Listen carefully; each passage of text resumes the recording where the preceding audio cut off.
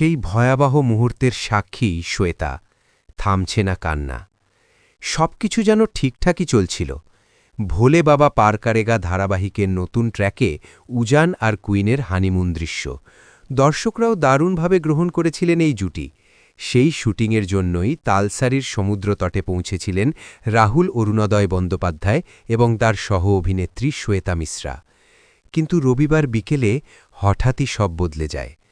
দুর্ঘটনার পর একটি ভিডিও ভাইরাল হয়, যেখানে বিধ্বস্ত অবস্থায় দেখা যায় শ্বেতাকে।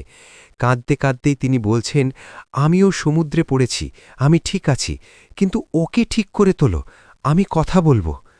তার এই কথাগুলোতেই ধরা পড়ে সেই মুহূর্তের ভয় আর অসহায়তা।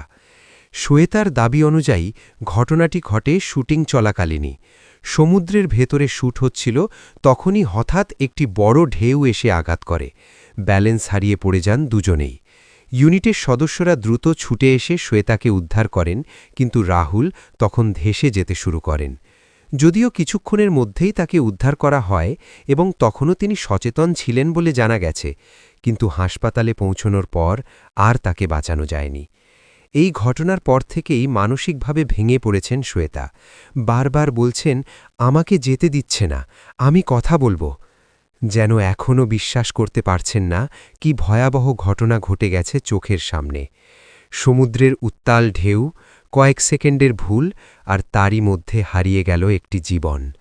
আজ সেই মুহূর্তের সাক্ষী হয়ে রয়ে গেছেন শ্বেতা, আর তার কণ্ঠে এখনও প্রতিধ্বনিত হচ্ছে সেই আর্তনাদ।